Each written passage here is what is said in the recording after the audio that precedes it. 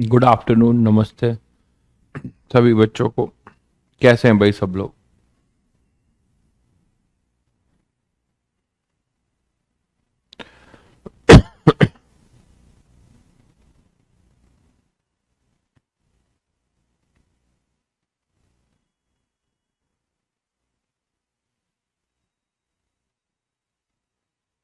सुमित, सिमरन, शिवांश, कृष्णकांत, हरिओम, अरित्रा, सभी को good afternoon, नमस्ते।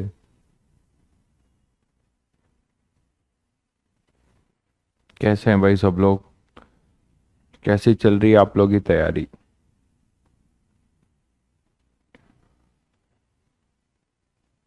ऑडियो वीडियो क्लियर है बच्चों?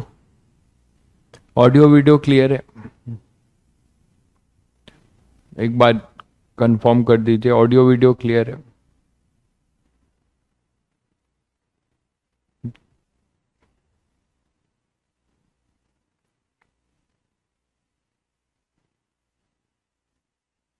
ठीक है, चलिए तो फ्लूइड स्टैटिक के आगे बढ़ते हैं। Fluid dynamics.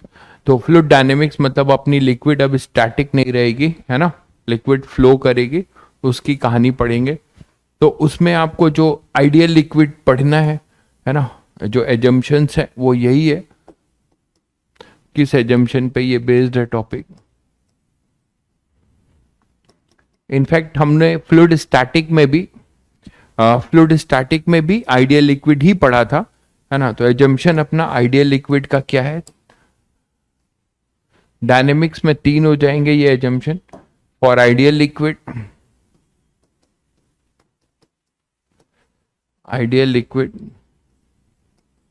है ना, आइडियल फ्लूइड, ठीक है, आइडियल लिक्विड लिखो, फ्लूइड में तो दोनों आएंगे। फॉर आइडियल लिक्विड पहला होना चाहिए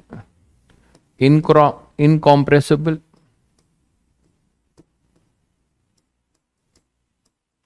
दूसरा है नॉन विस्कस, है ना, और स्ट्रीमलाइन फ्लो।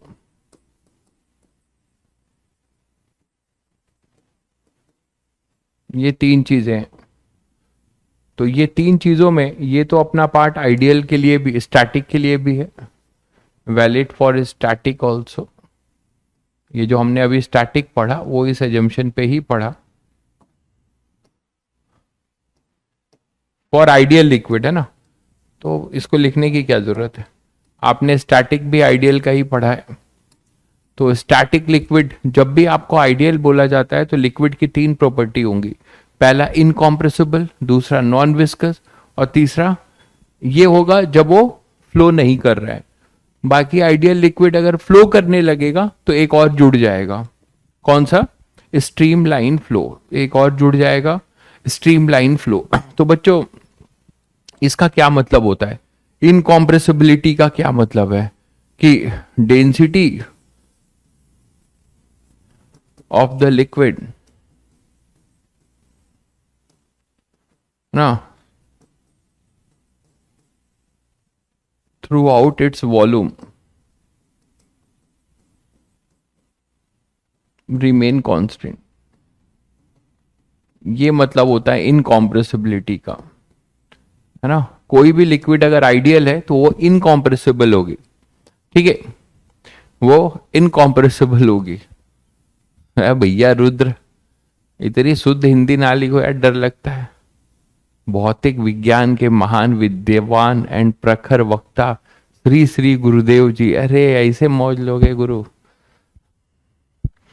तो density of the liquid through out its volume remain constant, ठीक है। बहुत ही अंग्रेजी हिंदी तुम्हारी तो, जर्नलिज्म का कोर्स किए हो क्या? कहीं जर्नलिज्म का भी कोर्स किए हो? बहुत अच्छी हिंदी लिखते हो भाई, वो भी टाइप भी कर लेते हो, गजब।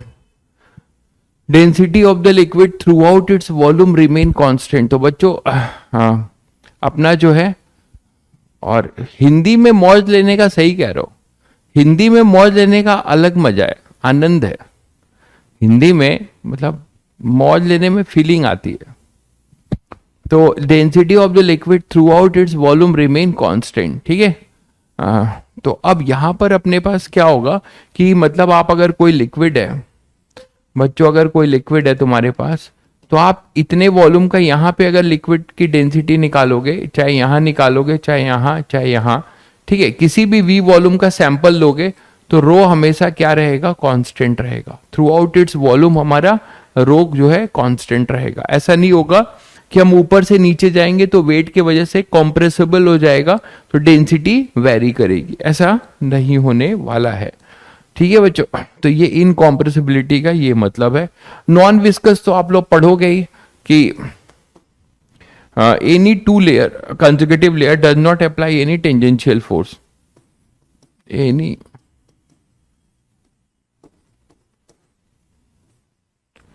consecutive layer does not apply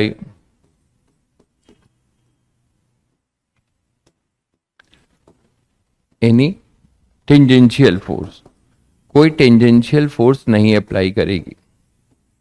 ठीक है, कोई भी दो कंसेक्यूटिव लेयर है ना, कोई भी दो कंसेक्यूटिव लेयर एक दूसरे पे टेंजेंशियल फोर्स नहीं अप्लाई करेगी, मतलब फ्रिक्शन फोर्स टाइप जैसा है ना। एक लेयर दूसरे लेयर पे इजीली जा सकती है, उनमें रिलेटिव स्लिपिंग की संभावनाएं नहीं होगी, जो कि होता नहीं है। आइडियल लिक्विड की बात कर रहे हैं, जनरल लिक्विड में विस्कोसिटी होती है जो हम अलग से पढ़ेंगे।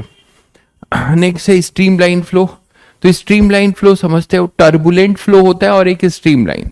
जब आप नल खोलते हो तो नल से जो पानी आता है ना, नल से जो अपना पानी आएगा वो एक तो ऐसा जाएगा जब प्रेशर बहुत ज्यादा होगा, है ना, तो that we call it turbulent. और एक अपने पास ऐसा होगा, ये ऐसे ही गिरेगा, तो दिस इज योर स्ट्रीमलाइन। मतलब स्ट्रीमलाइन में ये बोल सकते हो ये टर्बुलेंट है।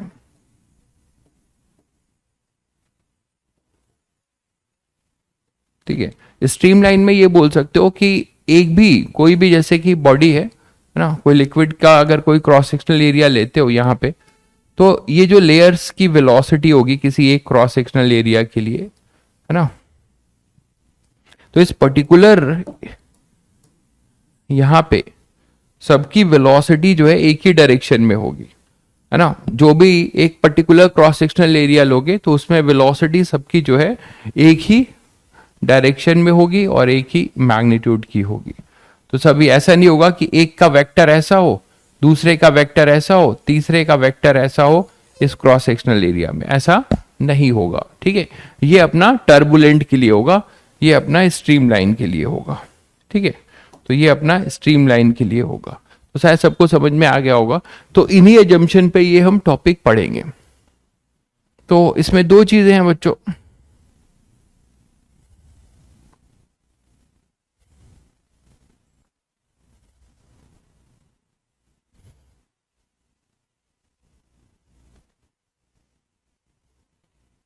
तो इसमें दो चीजें हैं, दो लॉ पे बेस्ड है ये पूरा टॉपिक, लॉ ऑफ कंटिन्यूटी और बर्नौली, है ना, लॉ ऑफ कंटिन्यूटी और बर्नौली। तो पहले लॉ ऑफ कंटिन्यूटी देखेंगे।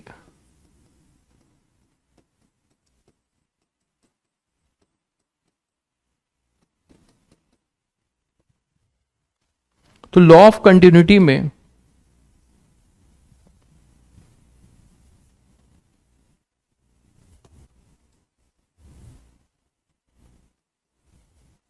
लॉ ऑफ कंटिन्यूटी में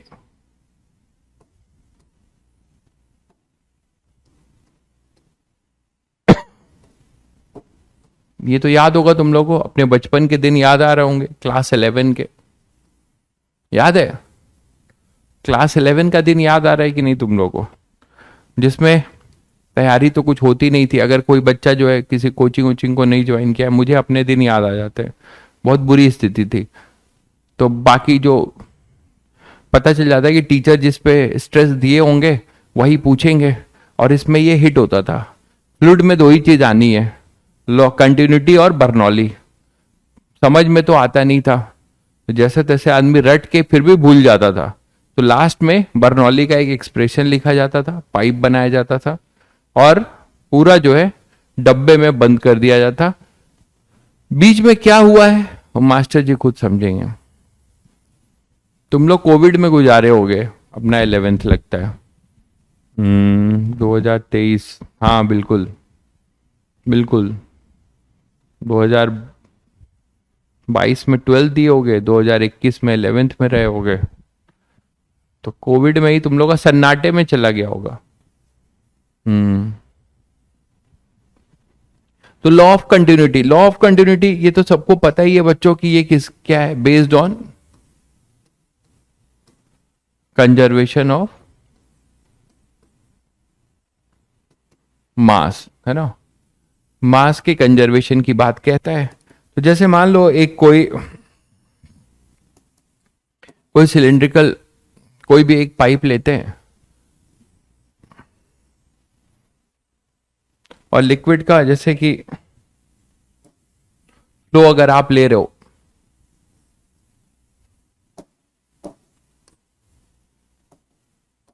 तो लिक्विड जो फ्लो करेगा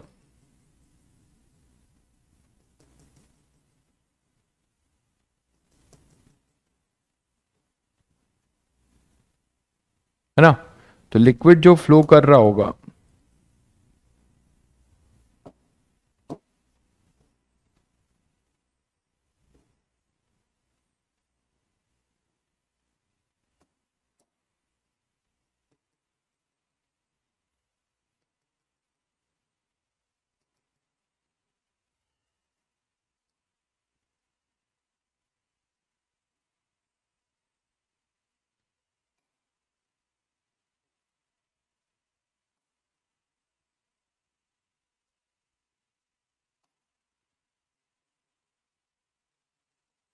ठीक है, मान लो ये फ्लो कर रहा है, तो अगर आप एक डिफरेंशियल एलिमेंट लेते हो कि मान लो कंजर्वेशन का क्या मतलब है, बिल्कुल A1 V1 equal to A2 V2, बिल्कुल सही कह रहे हैं।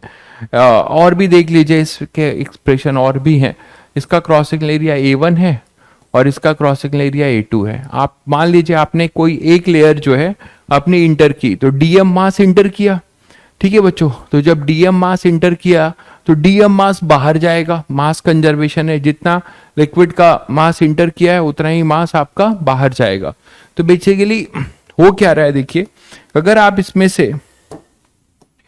इसमें से कोई एक डीएम ले लेते हैं कि वो t इक्वल टू 0 पे, तो ये बच्चों मान लीजिए आपका कुछ डीएम है, इतना आप बोल रहे हो कि ये t इक्वल टू यहां पर लेयर था और ये लेयर आपकी फिर यहां पे थी, उसी का कॉरस्पॉन्डिंग ये यहां पर था।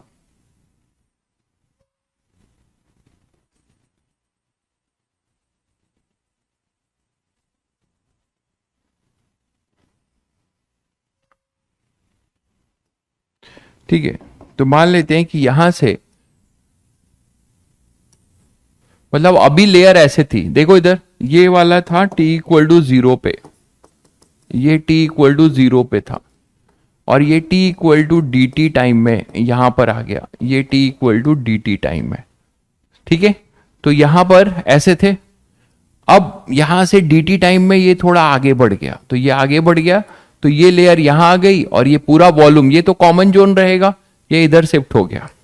ठीक है, तो कितना मास इंटर किया, मान लो इसकी वेलोसिटी v है, स्ट्रीमलाइन फ्लो है तो इसकी वेलोसिटी हम क्या लेके चलेंगे, v। सभी लेयर की इस समय वेलोसिटी v1 होगी और ये बाहर निकलेगा v2 से, तो ये अपना v2 है, ये v1 है। तो ये लेंथ क्या लिखोगे बच्चों, v dt, dl1 क्या लिखोगे, v1 dt, dl2 क्या लिखोगे, ये लिखोगे v2 dt। Cross sectional area A है, तो कितना वॉल्यूम इंटर किया, रेट ऑफ वॉल्यूम फ्लो, देखिएगा rate of volume flow, DM अगर लिखना चाह रहे हो तो डीएम क्या लिखोगे, डीएम इज इक्वल टू, इसी को हम डीएम बोल रहे हैं ना, ये अपना डीएम है और यही डीएम यहां से बाहर निकलेगा। तो डीएम हम क्या लिख सकते हैं, इसको देखकर A1 dl1 वॉल्यूम, ठीक है, into density rho, this is equal to rho A2 dl2 लिख सकते हैं। और डी रो तो A1 dl1 को क्या लिख सकते हो, V1 dt, और इसको लिख सकते हो रो dl2 को लिख सकते हो v2 dt। तो रो dt कैंसिल हो जाएगा, है ना। आप यहां से बता सकते हो a1 v1 is equal to a2 v2, a1 v1 is equal to a2। तो मास कंजर्वेशन से आप बता सकते हो कि that is the result, a1 v1 equal to a2 v2। बच्चों अगर आप इसके SI यूनिट को ध्यान से देखो तो ये बेसिकली वॉल्यूम फ्लो रेट है, ये है मीटर पर सेकेंड स्क्वायर, ये है मीटर स्क्वायर, और ये है वेलोसिटी है मीटर पर सेकेंड। तो आपको क्या मिलता है, मीटर क्यूब पर सेकेंड। मीटर क्यूब पर सेकेंड मतलब वॉल्यूम फ्लो रेट, मतलब volume flow rate dv by dt। क्या हम इसको ये बोल सकते हैं कि a1 v1 is equal to a2 v2, और ये कांस्टेंट होगा that is equal to d capital v by dt। ठीक है बच्चों, और d capital v by dt क्या है, volume flow rate per second, है ना, volume flow rate, volume flow rate. तो किसी भी क्रॉस सेक्शनल एरिया से लिक्विड का वॉल्यूम फ्लो रेट हमेशा क्या रहेगा, कांस्टेंट रहेगा। ठीक बात है। तो dv by dt is volume flow rate. इसको और देखो क्या कर सकते हो इसको एक्सप्रेशन में। तो dv बाई dt को, पहले ये सभी को क्लियर हुआ कि नहीं कि a1 v1 क्या बताता है, ये वॉल्यूम फ्लो रेट बताता है। a1 v1 आपको क्या बताता है, वॉल्यूम फ्लो रेट। तो वॉल्यूम फ्लो रेट अपना क्या है, वो कांस्टेंट रहेगा।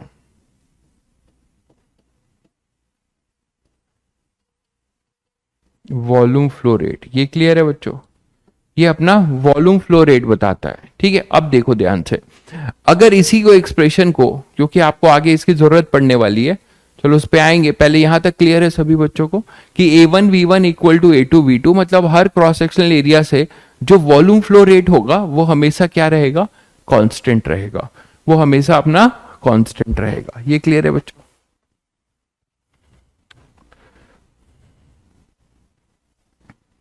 तो इसी में देखिए, जैसे हम बात करें हाइड्रोस्टैटिक थ्रस्ट की,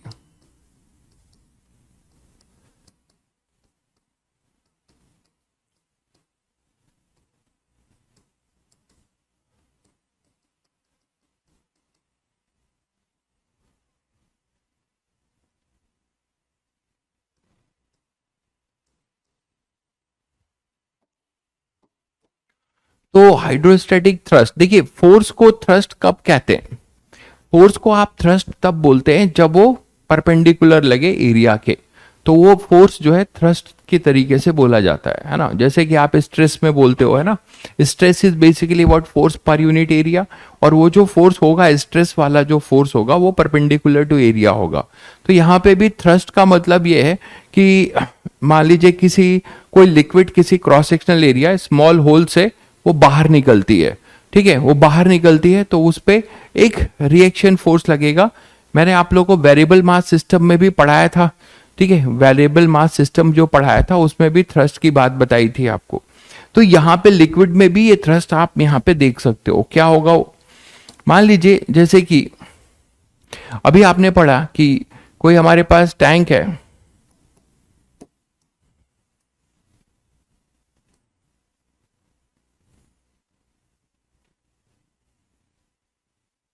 और यहां पे कोई मान लो होल है,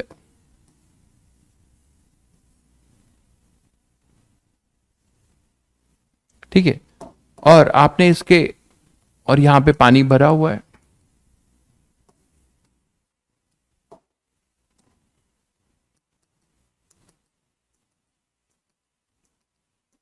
सडनली आपने कैप खोल दिया, सडनली आपने इसको अभी ओपन कर दिया, ये अभी क्लोज था। तो सडनली जब आप इसे ओपन करोगे, ये अभी क्लोज था, आपने अचानक क्या कर दिया, ओपन कर दिया। तो जब ये आपने ओपन कर दिया, है ना, जब आपने ओपन कर दिया तो यहां पे क्या होगा, लिक्विड, अचानक से लिक्विड यहां से निकलेगा। लिक्विड जो निकलेगा यहाँ पे, तो वॉल्यूम फ्लो रेट की बात करते हो ना आप, वॉल्यूम फ्लो रेट की बात करते हो। मान लेते हैं कि यहाँ पे वेलोसिटी इसकी v है और इसका क्रॉस सेक्शनल एरिया a है, a जो है cross sectional area of hole है।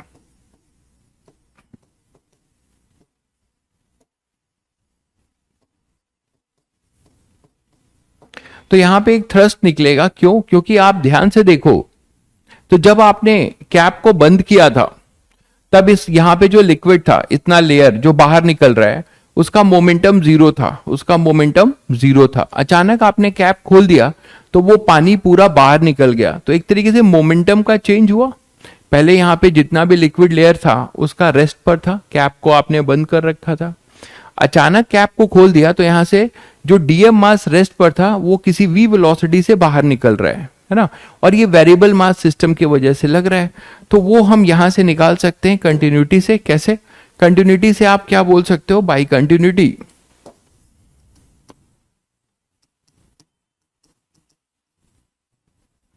आप यही तो बोलते हो, d capital v by D t, है ना। ये अपना कांस्टेंट है, वॉल्यूम फ्लो रेट, और वॉल्यूम क्या होगा? Density equal to mass upon volume.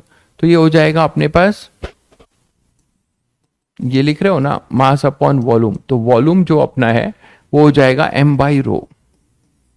तो अगर हम इसको यहां पुट करते हैं तो हमारे पास ये टर्म क्या आ जाएगा? 1 अपॉन रो, ये तो कांस्टेंट है, ये हो जाएगा dm बाई डी टी, ये हो जाएगा dm बाई डी टी। ठीक है बच्चों, तो 1 upon rho dm by D t ये अपने पास आ जाएगा।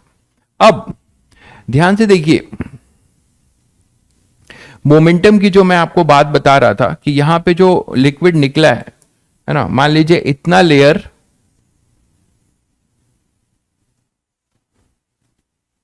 इतना लेयर लिक्विड का पहले रेस्ट पर था, ये लेयर अपना रेस्ट पर था, कैप को खोल दिया तो यही डीएम मास बाहर वी वेलोसिटी से आया, तो इसका चेंज इन मोमेंटम जो होगा, एफ जो होगा, एफ थ्रस्ट जो लिखते हो, क्या लिखते हो? डीपी बाई डी टी, है ना।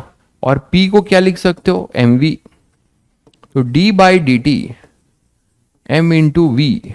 अब यहां पे वेरिएबल मास में आपको पता है V DM by D T, ठीक है।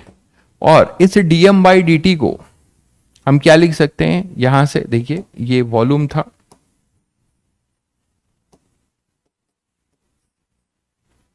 ठीक है, ये, और वॉल्यूम को हम लिख सकते हैं A into V into rho, that is equal to DM by D t.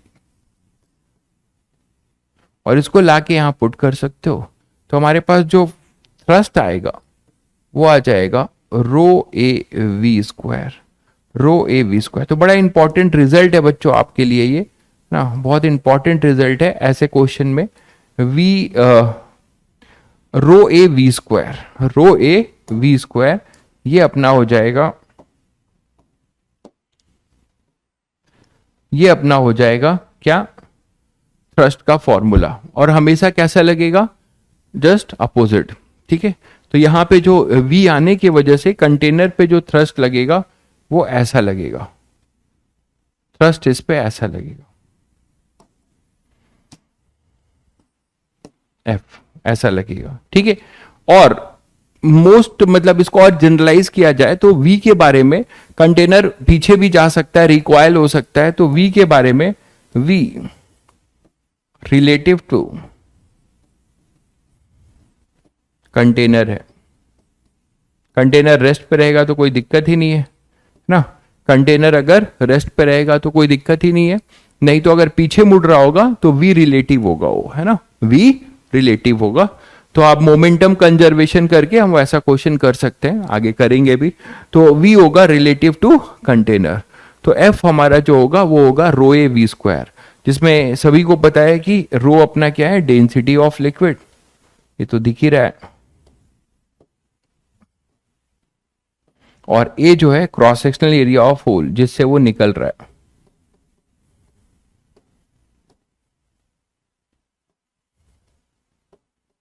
तो ए है अपना cross sectional area of hole, और वी तो बता दिया, है ना। अगर कंटेनर रेस्ट पर है तो वी चाहे अर्थ के रिस्पेक्ट में हो, चाहे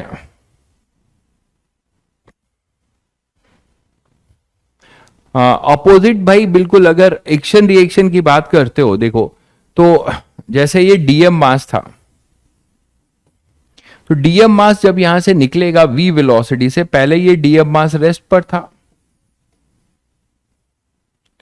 ये डीएम मास अपना रेस्ट पर था।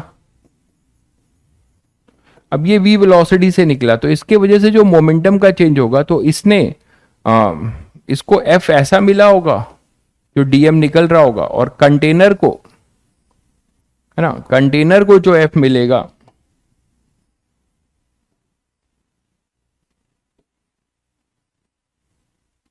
ठीक है, कंटेनर को f ऐसा मिलेगा, कंटेनर को f ऐसा मिलेगा। यस, रिकॉइलिंग वेलोसिटी जैसा बिल्कुल। तो ये थ्रस्ट का कॉन्सेप्ट है। जैसे आप उसमें देखते हो ना, किसमें, अरे हमने वेरिएबल मास में वो रॉकेट का पढ़ा था, वही वाली चीज,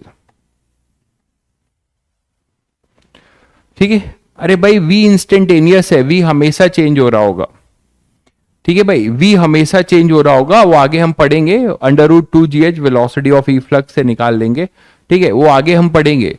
v इज इंस्टेंटेनियस, ये v जो है इंस्टेंटेनियस है, ये किस इंस्टेंटेनियस है, दिस इज इंस्टेंटेनियस, तो उसके लिए मत परेशान होइए।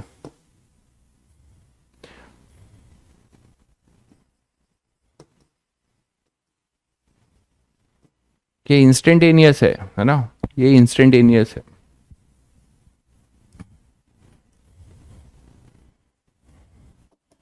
जैसे इस पे एक क्वेश्चन आप कर सकते हो,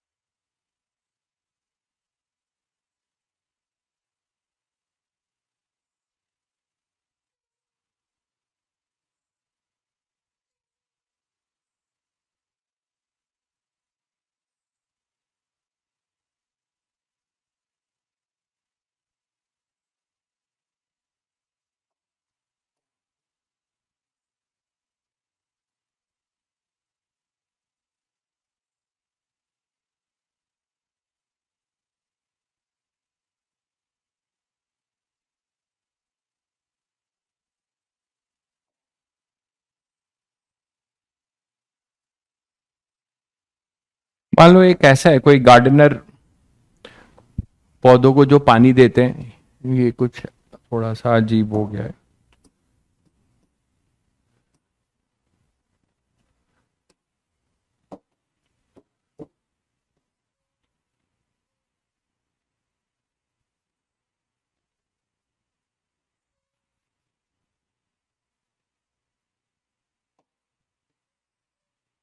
ठीक है। तो ये है बच्चों, ठीक है, ये 90 डिग्री पे ही है, 90 डिग्री बेंट है, मतलब जेड एक्सिस ले सकते हो, और ये भी 90 डिग्री ही है, ठीक है।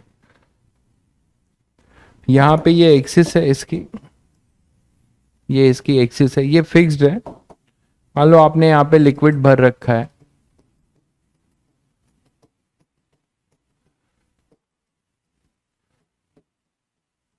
और इधर भी लिक्विड भर रखा है, अचानक आपने कैप खोल दिया, ठीक है,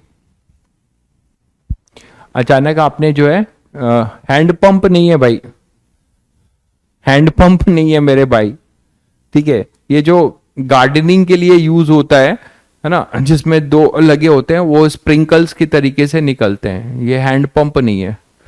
लगता है गदर मूवी काफी बार देख चुके हो तुम। तो यहां पर जो है इधर से बच्चों ये पानी निकल रहा है,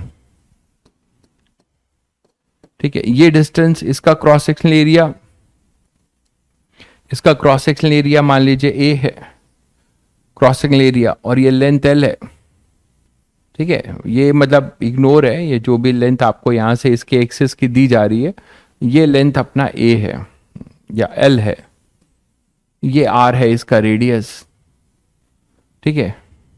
और इसको आर के टर्म्स में ही दे देता हूं आपको, आर के टर्म्स में ही दे देता हूं एल को, ठीक है। तो this is your l equal to r, l भी आर के बराबर है, और ये भी एल इक्वल टू आर ही है, और इसका क्रॉस सेक्शनल एरिया भी ए ही है, अलग अलग भी हो सकता है, मैंने सेम लिया है, ठीक है।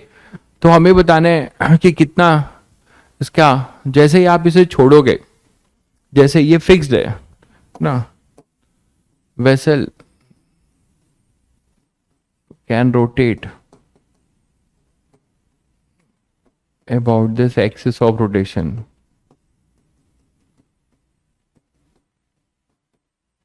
इसके अबाउट ये रोटेट कर सकता है ना, इसके अबाउट ये रोटेट कर सकता है। तो अब आपको इसमें बताना है कि नेट टॉर्क कितना लगेगा, फाइंड नेट हाइड्रोस्टैटिक टॉर्क।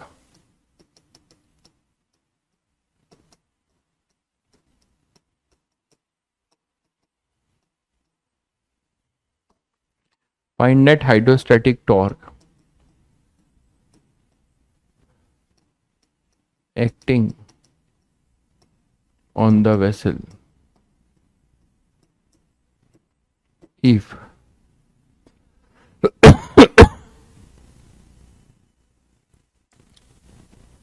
इसकी वेलोसिटी मान लीजिए v दी हुई है, और इसकी वेलोसिटी मान लीजिए 2v है।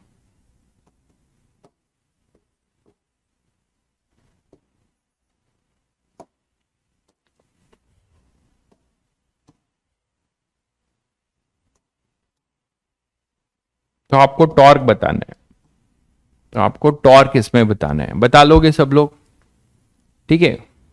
बिल्कुल रोटेट होने लगेगा, बिल्कुल सही कह रहे हैं। और रोटेशन भी बच्चों कैसा होगा, देखो रोटेशन जो है एंटी क्लॉकवाइज होगा, क्योंकि ये वी से निकलेगा, तो इसके वजह से यहाँ पे एक थ्रस्ट आएगा, है ना, इसके वजह से यहाँ पर एक थ्रस्ट आएगा F1 का, यहाँ पे एक F1 आएगा, और इधर आएगा F2, तो यहाँ पे एक F2 आएगा, यहां पर F1 आएगा। दोनों के लाइन ऑफ एक्शन से जो परपेंडिकुलर डिस्टेंस है R और R, 2R है ना, लाइन ऑफ एक्शन, ये Z एक्सिस है, ये आपकी तरफ आ रहा है, ठीक है। तो ये आपकी तरफ आ रहा है, ठीक है बच्चों, ये इधर है, और ये अपने पास R है, ये R है, तो परपेंडिकुलर डिस्टेंस इसका कितना हो जाएगा, ये ब्लैक बोर्ड के प्लेन के इनवर्ड है, तो परपेंडिकुलर डिस्टेंस 2R होगा, और ये अपने पास R है और 2R, और इसका जो टॉर्क होगा वो एंटी क्लॉकवाइज है ना, और इसका टॉर्क भी एंटी क्लॉकवाइज, तो दोनों कपल ऑफ टॉर्क बनाएंगे, दोनों का कैंसिल नहीं होगा, दोनों ऐड होंगे। दिख रहा है सभी को, दोनों का दिख रहा है सभी को। ये अपने पास F है, अच्छा F इधर है, तो ये एंटी क्लॉकवाइज, और इसका F2 इधर है, इसका भी ऐसे ही, तो F1 F2 जो टॉर्क होगा, टॉर्क नेट जो होगा वो होगा F1 into 2R plus F2 into 2R। Axis of rotation से डिस्टेंस ये R और ये R, 2R हो जाएगा, तो ये हो जाएगा F1 plus F2 into 2R, यही तो होगा बच्चों।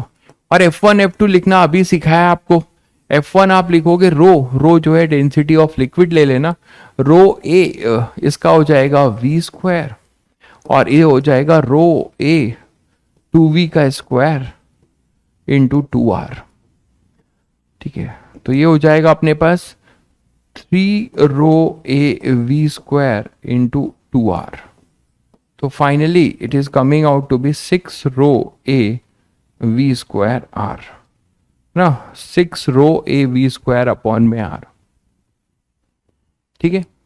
10 कहाँ आ रहा है यार, 10 तो नहीं आएगा, ये 4 हो गया, अच्छा ये 4 है ना, हाँ ठीक है ठीक है, 10 आएगा, ये तो स्क्वायर होगा ना इसका, ठीक है।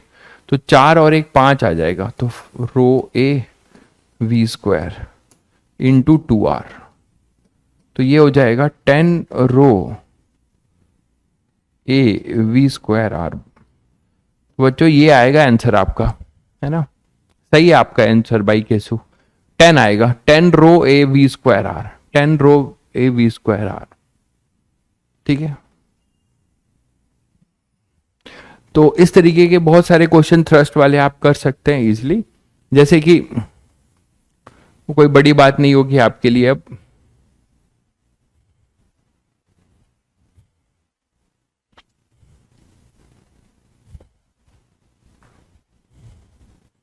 जैसे इसी क्वेश्चन को ऐसे भी आपसे पूछा जा सकता था कि एक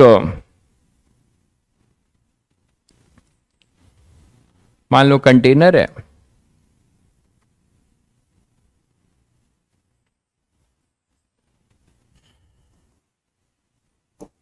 फिर उसको वेलोसिटी ऑफ ई फ्लक्स से रिलेट करके कर लेंगे। तो नेक्स्ट अब बात करते हैं कंटिन्यूटी में,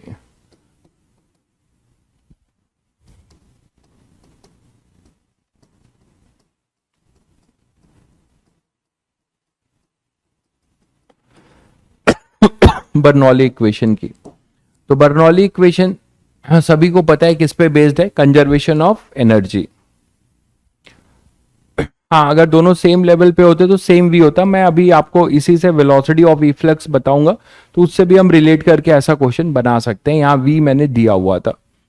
तो बर्नौलीज इक्वेशन में आपको ये जान लेना है बस, अब डेरिवेशन पे तो नहीं जाएंगे, आपको अब 11th का एग्जाम नहीं देना है, इसमें फंडामेंटल्स जो चीजें एप्लीकेशन देखेंगे। बर्नौलीज इक्वेशन में सबसे पहले आपको देखना है कि based on conservation of energy, है ना, तो ये कंजर्वेशन ऑफ एनर्जी पे बेस्ड है, और ये है कि कोई भी हमारा लिक्विड है, कोई भी लिक्विड है, उसकी जो total potential energy per unit volume, total kinetic energy per unit volume, है ना, plus pressure energy per unit volume, pressure energy per unit volume भी अपना पी है ना, पी ही आएगा, तो उसका होता है p plus half rho v square plus rho ji h is equal to constant, ये हमें मिलता है, ठीक है। जिसमें कि हमें थोड़ा सा देखना होगा कि हाफ रो वी स्क्वायर आपको क्या है, हाफ रो वी स्क्वायर की अगर बात करो बच्चों, तो ध्यान से देखो तो ये है क्या, ये है potential kinetic energy per unit volume, kinetic energy per unit volume है, ये सब पर यूनिट वॉल्यूम है, पर यूनिट वॉल्यूम है, kinetic energy per unit volume है, ठीक है। कैसे देखो, अगर आप डीएम की काइनेटिक एनर्जी लिखते हो तो डी के ई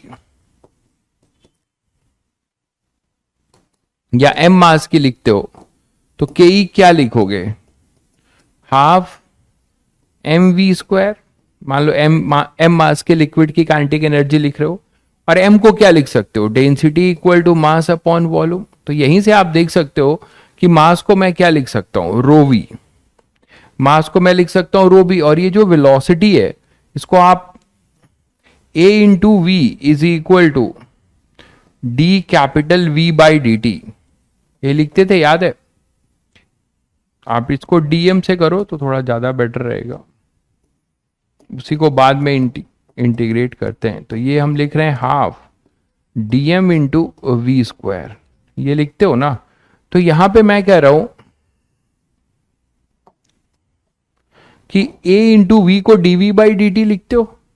अब dm यहां से क्या लिख सकते हो, इसको अभी अभी आपने लिखा rho dm by D t, rho dm by D t. तो dm को आप क्या लिख सकते हो बच्चों, dm को लिख सकते हो dv बाई रो, यहां से इन दोनों से dm को आप क्या लिख सकते हो, dv बाई रो लिख सकते हो ना, dv by row.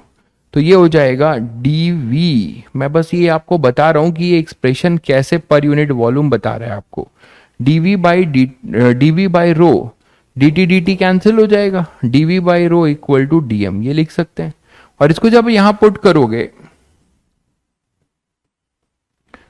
Half d v rho into v square,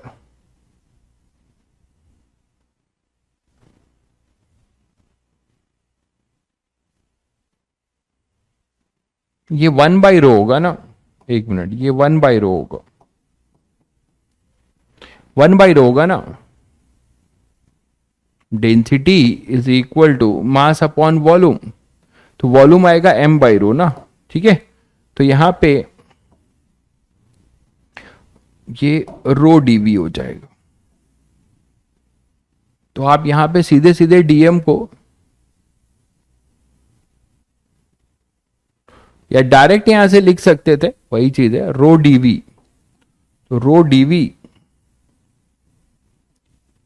we square, और इस डीवी को जब यहां लाओगे तो डी के ई अपॉन में dv equal to half rho v square. ये दिख रहा है आप लोगों को। तो ये kinetic energy per unit volume है। तो ऐसे आप पी के लिए भी डिफाइन कर सकते हो, ये पर यूनिट वॉल्यूम है ना। अगर हमें कुछ पर्टिकुलर वॉल्यूम का निकालना होगा फ्लूइड का, तो मुझे उस वॉल्यूम से उसको मल्टीप्लाई करना पड़ेगा, ठीक है, ये समझ गए। अब इसी तरह रो जी एच है और प्रेशर है, प्रेशर किसी पॉइंट का है, ठीक है। तो इसको और समझते हैं थोड़ा सा, तब आप अप्लाई कर लोगे। तो मान लो जैसे कि अपना ये है,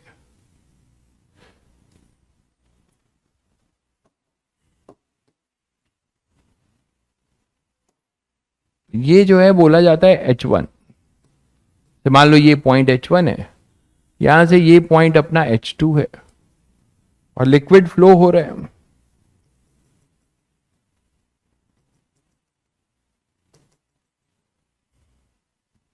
ठीक है। तो यहां से अगर कोई एंट्री होती है किसी लिक्विड की, तो यहां से अगर हम कोई एक ऐसा एलिमेंट यहां पे ले रहे हैं, ये लिक्विड का डीएम का, और यहां से ये इंटर करेगा,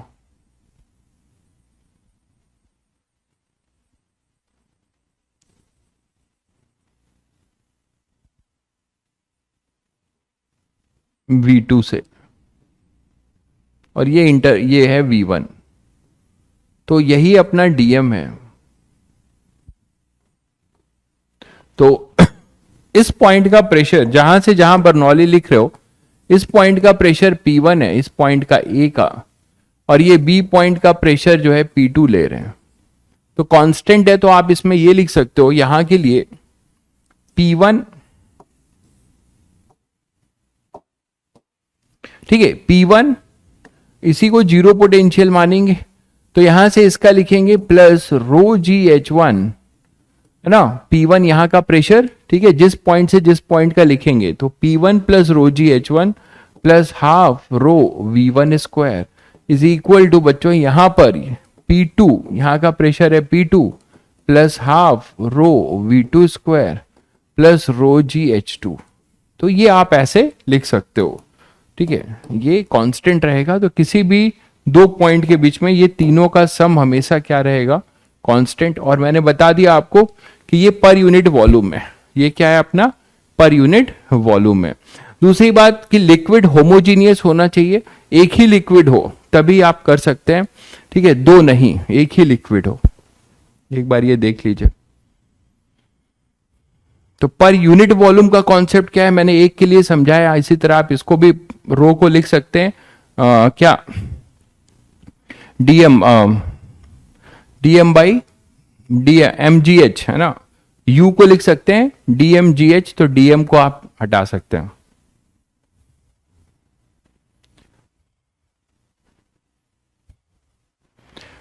दोनों सेम लेवल पे होता तो सेम वी होता, नहीं भाई, वी की डिपेंडेंसी क्रॉस सेक्शनल एरिया पे होगी ना, A1 V1 equal to A2, same level पे हो और पाइप भी सेम हो, तो बिल्कुल V सेम होगा। क्लियर है भाई। आप नोट्स बनाओ या PDF से काम चला लो, ये तो तुम ज्यादा बेटर समझ सकते हो भाई अजय, है ना।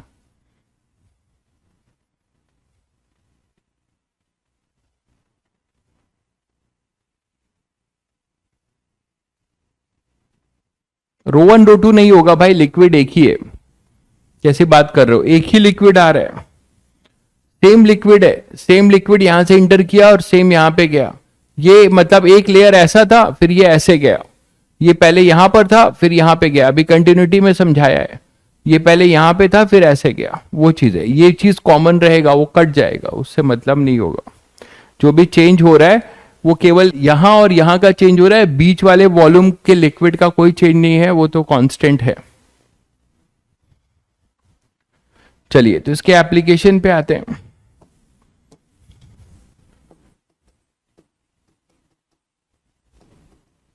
तो इसके एप्लीकेशन पे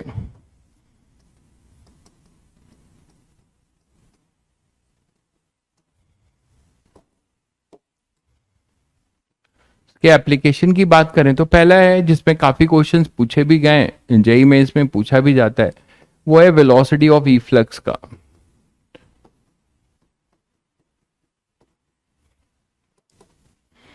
तो बच्चों वेलोसिटी ऑफ इफ्लक्स क्या है वो देख लीजिए, और कब किस हम इसे वेलोसिटी ऑफ इफ्लक्स कहते हैं। जैसे कि मान लो हमारे पास एक कंटेनर है,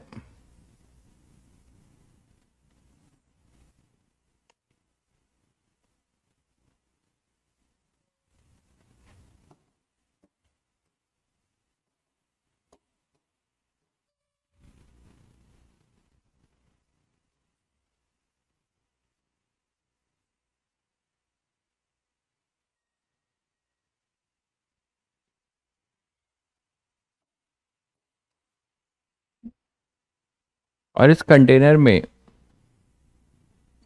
कोई लिक्विड है, एक ही लिक्विड है,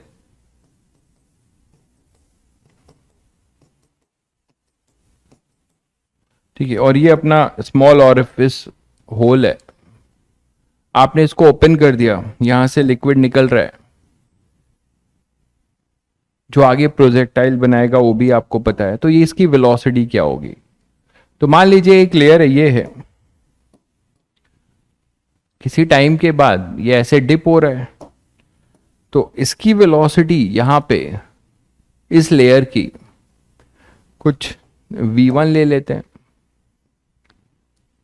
इसकी ले लेते हैं कुछ v2, ठीक है। तो ये यहां से कुछ देखिएगा, ये यहां से इतना मास यहां पे कम होगा बच्चों, है ना, किसी dt टाइम में।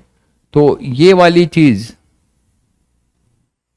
चीज वो बाहर निकल के आएगी, मानते हो कि नहीं। जितना ये पार्ट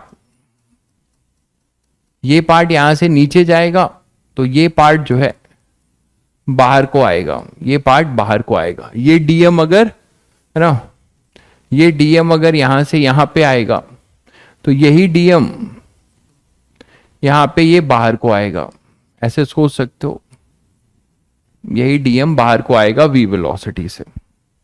बताइए, तो यहां पे बच्चों आप बर्नौली यूज कर रहे हो तो आप बर्नौली यूज कर लीजिए।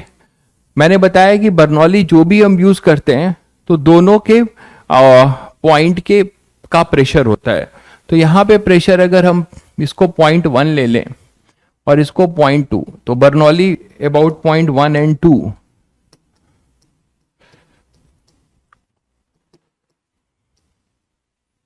between 0.1 and 2, ठीक है। और इसी को हमने h भी लिया है, ये अपना h है। तो यहां के लिए आप क्या लिख सकते हो, तो देखो आपने जहां पे यहां इसी को जीरो पोटेंशियल माना है, तो यहां तो P जो होगा P1 क्या होगा, वो होगा PATM, ठीक है, प्लस PATM हो जाएगा, और यहां पे रो जी H1, ठीक है, तो ये हो जाएगा रो जी एच, और plus half rho V1 square, this is equal to, यहां पे आ जाओ तो यहां पे क्या है, फिर से आउटसाइड है तो PATM है, plus half rho V2 square. आप बोलो सर इसका H, इसी को आपने जीरो पोटेंशियल लिया है, इसी को आपने रेफरेंस लिया है जीरो पोटेंशियल लाइन, इसी को आपने जीरो पोटेंशियल लाइन लिया है रेफरेंस। भाई इस चैप्टर में अभी एटलीस्ट 2 लेक्चर तो लगेंगे ही, ठीक है। विस्कोसिटी है, सरफेस टेंशन है, तो 2 लेक्चर एटलीस्ट लगेंगे, ठीक है। आप लोग इम्पेशेंट हो जाते हो। मैं आपको ऐसे ही बहुत परेशान नहीं कर रहा हूं, मैं आपको ऐसे ही बहुत एडवांस लेवल का बहुत लंद फंद अभी इस 2 चैप्टर में नहीं करा रहा हूं। बाकी में कराया ठीक है, मैंने आपको बताया था। इसमें मैं जो फंडामेंटल है और एडवांस लेवल तक का, एडवांस लेवल में और ऊपर नहीं जा रहा हूं मैं, या उस लेवल पे अभी क्वेश्चंस पे नहीं जा रहा हूं, इतना ही जा रहा हूं जिससे कि आप इसको कर लोगे तो मेंस का एक भी क्वेश्चन या एक भी पीवाईक्यूज नहीं छूटेगा। यही मैं वेब में भी करूंगा, ठीक है। ऐसे ही मैं आपका बर्डन कम कर रहा हूं, टेंशन मत लीजिए, ठीक है। देखिए भाई आप एक कंफ्यूज हो गए भाई अरित्रा, मुझे पता था, इसीलिए आप जो बोल रहे हैं पीएटीएम प्लस रोजीएच वो गलत है। पीएटीएम प्लस रोजीएच नहीं करेंगे कभी भी। हाइड्रोस्टैटिक की बात करते थे आप, याद करिए, हाइड्रोस्टैटिक की बात करते थे। बर्नौली जहां लग रहा है फ्लो हो रहा है, ठीक है, तो फ्लो हो रहा है, तो आप यहां पे जो P2 है ना, यहीं आप गलत कर गए, यहां पर ये 2 होगा।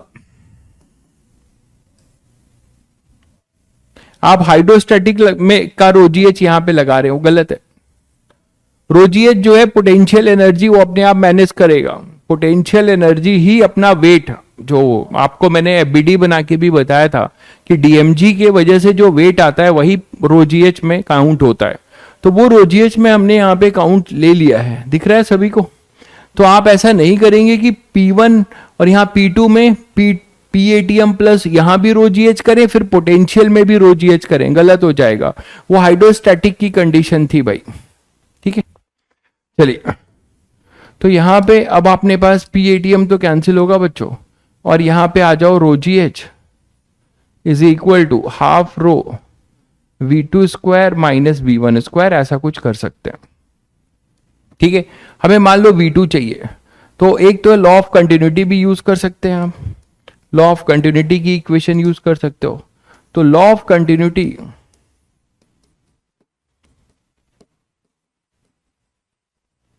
क्या देगा आपको, इसका क्रॉस सेक्शनल एरिया मान लीजिए ए है, इसका क्रॉस सेक्शनल एरिया आप मान लीजिए स्मॉल ए है ना। ए जो है cross sectional area of container है,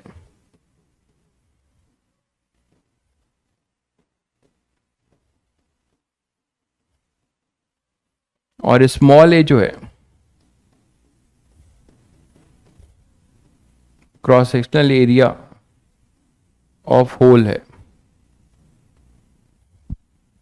ठीक है। तो आप लॉ ऑफ कंटिन्यूटी से क्या लिख सकते हो, a into V1 equal to small a into V2। तो बच्चों आपको V1 हटाना है, V2 चाहिए था, तो a V2 अपॉन में कैपिटल A, इसको लाके आप यहां पुट कर दीजिए, तो आपको V1 मिल जाएगा। अच्छा, हमें V2 चाहिए था, तो हमें V2 मिल जाएगा, मतलब यहां नहीं, आप इसको V1 वाले पे पुट करेंगे, तो V1 वाले में जब आप पुट कर दोगे तो आपको मिल जाएगा क्या, V2 क्या मिल जाएगा, rho ji H equal to half rho, और V2 स्क्वायर कॉमन हो जाएगा 1 minus A square upon A square, तो रो से रो कैंसिल, 2GH अपॉन में 1 minus A square upon A square under root equal to V2। तो बच्चों ये आएगा V2, ठीक है। बट ये V2 जो होगा, this is not velocity of efflux, इसको हम वेलोसिटी ऑफ इफ्लक्स नहीं कहेंगे, ये ध्यान रखिएगा। वेलोसिटी ऑफ इफ्लक्स ये तब बनेगा अंडर ए सर्टेन कंडीशन, ये तो जनरल है, ये तो जनरल है आपका, ठीक है, ये आपका जनरल है, ये आपका जनरल है, क्लियर है। क्या होगा देखिए, इफ्लक्स के लिए एक कंडीशन और हम यूज कर लेंगे, वो इसमें एक आपको कंडीशन देनी होगी।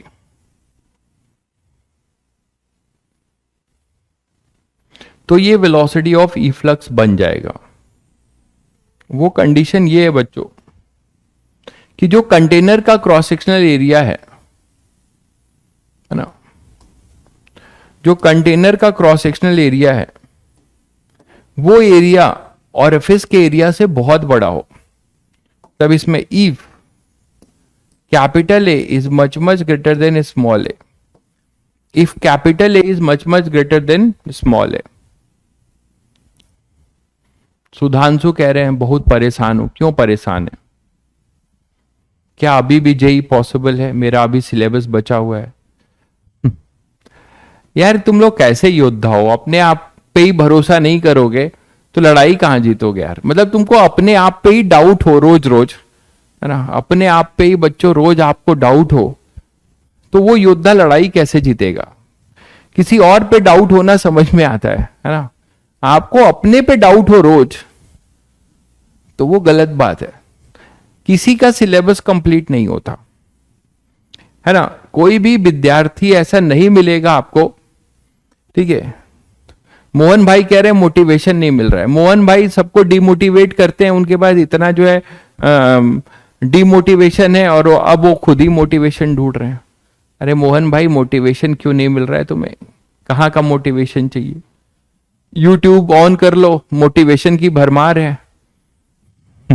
यूट्यूब ऑन कर लो मेरे बच्चों, फ्री में मोटिवेशन बढ़ रहा है। काहे परेशान हो तुम? मोटिवेशन लो, है ना। एक से एक मोटिवेशन देने वाले खलीफा यहाँ पे मौजूद हैं, है कि नहीं? एक से एक खलीफा मौजूद है यहाँ पे मोटिवेशन देने के लिए। उनसे मोटिवेशन लो आप, उसी से उनकी दुकान भी चल रही है। तो if A is much much greater than small A, if A, देखो मैं तो, तुम लोगों ने मेरे साथ पूरी साल पढ़ाई की और अगर लेक्चर्स आवर्स जोड़ोगे, आवर्स लेक्चर्स नहीं आवर्स जोड़ोगे, तो इतना तो तुम अपने घर के मेंबर के साथ नहीं रहे होगे वर्चुअली, ठीक है। तो इसीलिए बच्चों मुझे आप लोगों से बहुत ज्यादा मतलब वो हो ही जाता है, किसी को किसी से लगाव हो जाता है। तो आपका, मैं आप लोगों से जुड़े रहना चाहता हूं, ठीक है, इसलिए मैं आपको कोई एक प्लेटफॉर्म बना दूंगा जिससे हम लोग जुड़े रहेंगे। और क्योंकि ऐसा, और मिलने का भी मन करता है। इतने दिन से हम लोग 2-2 घंटे जो है रोज जुड़े हैं वर्चुअली, कितनी बातें कर डाली हम लोगों ने, है ना। हालांकि कमी फिजिक्स की बातें मेरे साथ ज्यादा ही हुई क्योंकि मेरी मजबूरी थी। बातें तो मैं भी बहुत करना चाहता हूं आप लोगों से, लेकिन आपका जो अगर बातें करता ना, अगर बच्चों मैं आप लोगों से बातें करता और केवल मोटिवेशन की गोली देता, तो आज ये दिन जो हम लोग देख रहे हैं ये नहीं हो पाता कि इतनी विधिवत ढंग से जो है कोर्स का कंप्लीटेशन, 1 महीना, अभी 1 महीना भी, अभी तो 1 हफ्ता बाकी है, हाँ बाकी है। हाँ टेलीग्राम चैनल दूंगा मैं, कल या परसों आपको टेलीग्राम चैनल का लिंक दे दूंगा, हम लोग जुड़ जाएंगे, ठीक है। और जुड़ने के बाद उसमें भी ऐसा नहीं है, जुड़ने के बाद उसमें भी जो भी प्रोडक्टिव हो सकता है वी विल डू, ठीक है। जो भी प्रोडक्टिव हो सकता है हम करेंगे, ठीक है। और आगे फिर जुड़े रहेंगे, ठीक है। अच्छा लगता है इतने लोग मेरे साथ रहे आप लोग, और खासकर उन बच्चों को मैं बहुत ही मतलब दिल से थैंक करूंगा जिन्होंने हमेशा मुझसे कमेंट के साथ जुड़े रहे, क्योंकि अगर वो नहीं होते तो मैं ये क्लास नहीं पढ़ा पाता। तो यहां पे if A is much much greater than A, तो बच्चों ये 0 हो जाएगा, है ना। तो V2 अपने पास फिर आएगा √2gh। Now under this condition you can say that this is velocity of E flux बच्चों। तो under this condition you will say that कि this is velocity of E flux, नहीं तो वो जनरल था वेलोसिटी ऑफ ई फ्लक्स, तब ये बन जाएगा, ठीक है। तो आपने देखा कि किसी स्मॉल ऑरिफिस से, और जब a much much greater than small है तो उस होल को हम ऑरिफिस कहते हैं, ठीक है। तो इस होल को हम क्या कहेंगे? ऑरिफिस। तो अगर हमारा कंटेनर का जो क्रॉस सेक्शनल एरिया जो कंटेनर का है, ह्यूमन अगर आप रियल ह्यूमन हो तो इमोशंस तो होने ही चाहिए। अच्छी बात है कि आप लोग के अंदर, अभी आप लोग के अंदर ज्यादा होगा, जब जिंदगी असली जिंदगी में आओगे, थपेड़े झेलोगे, लोग आपको डबल क्रॉस करेंगे, तब धीरे धीरे इमोशंस तो खत्म होते हैं। But you people have real emotions, at least आपके अंदर जो इमोशन का जो कंसंट्रेशन लेवल होगा वो बहुत ज्यादा होगा, ठीक है। मैं ये बात समझ सकता हूं, ठीक है। ठीक है।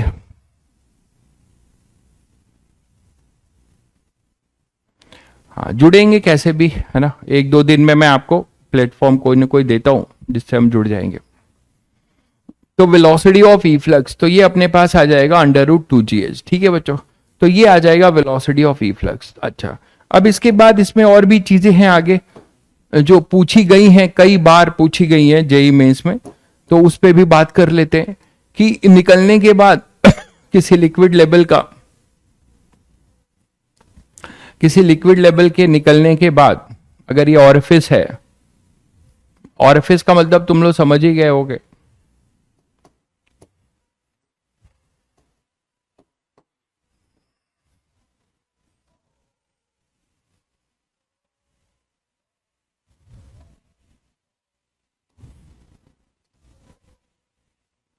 तो ऑरिफिस से लिक्विड निकलने के बाद प्रोजेक्टाइल बनेगा, ये तो समझ रहे हो आप लोग। तो उसके आगे भी ये क्वेश्चन बढ़ा देते हैं प्रोजेक्टाइल से लिंक करके, कई बार उस पर भी क्वेश्चन डायरेक्ट जेईई मेंस ने तो पूछा है, कई बार आईआईटी ने एक बार पूछा है, ये सारी चीजें ही पूछ ली है। तो ये वी है बच्चों। अब एक चीज जरूर ध्यान रखना कि जो ये एच है, जो गलती हो जाती है ना, एच हमेशा और हमेशा क्या है, वो लिक्विड सरफेस से ऑरिफिस के बीच का डेप्थ है। फिर बता रहा हूं एच क्या है, एच में गलती कर देते हैं बच्चे। एच क्या है, depth of the orifice from the liquid surface, not from the bottom, bottom से नहीं है। ठीक है, तो डेप्थ ऑफ द, ऐसे दिमाग में रखना, डेप्थ ऑफ द ऑरिफिस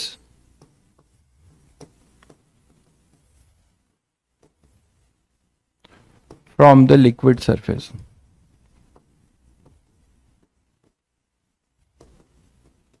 ठीक है, depth of the liquid from the orifice surface. Sir अगर a इक्वल टू ए हो जाएगा तो वेलोसिटी इनफाइनाइट हो जाएगा। हाँ, a इक्वल टू ए हो जाएगा तो वेलोसिटी इनफाइनाइट, इसका मतलब समझते हो कि a इक्वल टू अगर a हो जाएगा, इसका ये मतलब हुआ कि आप यहां पर जो आप मैथ्स लगा रहे हैं a इक्वल टू ए, मतलब ये 1 0 हो जाएगा। तो वही मैं कह रहा हूं कि फिर कंटिन्यूटी कहां बनेगी, a इक्वल टू ए का मतलब पूरा ऐसे ही जा रहा है। a इक्वल टू ए का मतलब ये हुआ कि आपका जो ये है a, ये भी a है। ठीक है, तो आप ये बता सकते हो कि सर यहां पर कोई ऑरिफिस ही नहीं है, एक तरीके से ये इस तरीके से स्ट्रीमलाइन फ्लो कर रहे हैं, ये स्ट्रीमलाइन फ्लो हो रहा है, ऐसे आप बोल सकते हो। मतलब ये हुआ कि यहां से कोई लिक्विड बाहर नहीं जाएगी, ये इसका फिजिकल इंटरप्रिटेशन दे सकते हो। तो यहां पर अगर आ जाइए तो यहां पे अपने पास ये ऑरिफिस है। अब लिक्विड आपने अगर यहां से निकला तो ऑब्वियसली ये प्रोजेक्टाइल करेगा, तो प्रोजेक्टाइल का आपसे ये रेंज पूछ लिया जाता है ना। और रेंज निकालना आपके लिए कौन सी बड़ी बात है, ये आर आप निकाल सकते हो। आर क्या हो जाएगा बच्चों, v into time of light t। t जो है टाइम ऑफ लाइट है, और t क्या होगा, t हो जाएगा, अगर एक कंटेनर की हाइट अगर h है,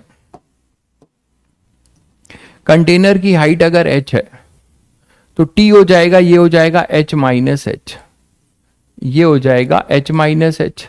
तो टाइम ऑफ लाइट तो निकाल सकते हो, तो टाइम ऑफ लाइट क्या हो जाएगा, √2h माइनस एच अपॉन में g, 2h minus H upon में g। ठीक है, इसको यहां पुट कर दो, तो रेंज आएगा v √2h minus H upon में g।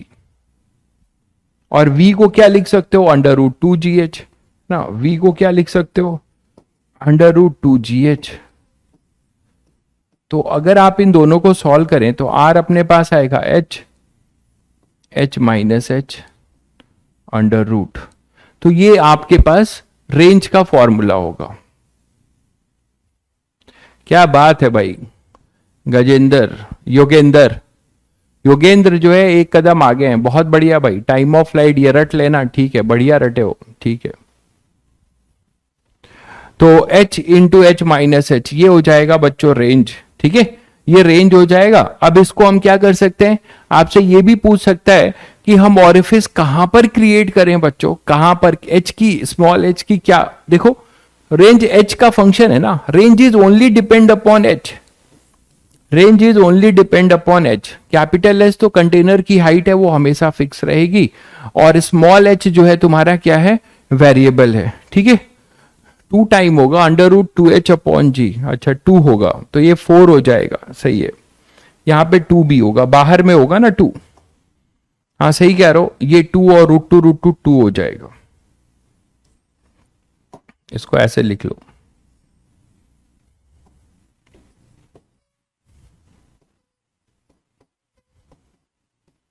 ये आएगा, ठीक है।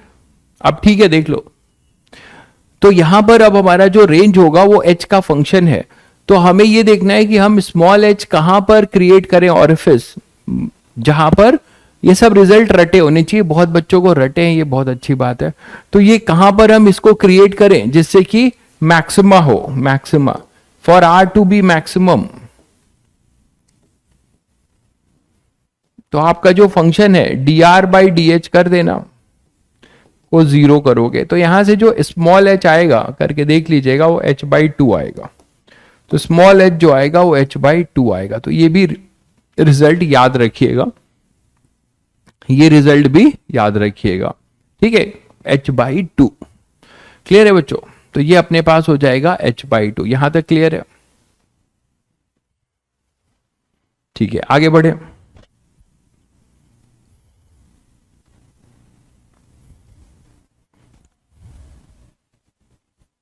चलिए,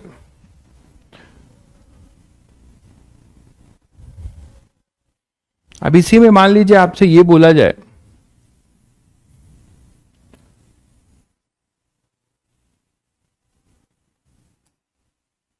चलो ये भी हटाओ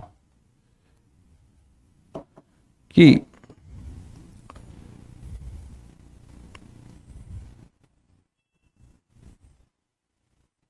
ये ऑरिफिस है अपना,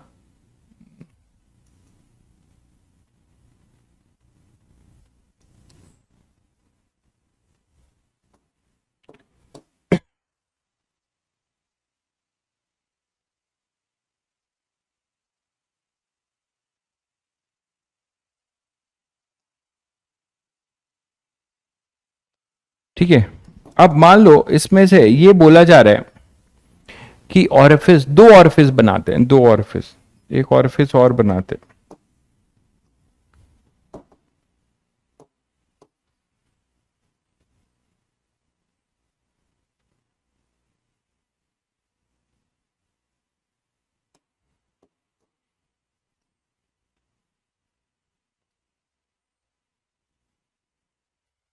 ठीक है। अब मान लो ये टैंक है तुम्हारा,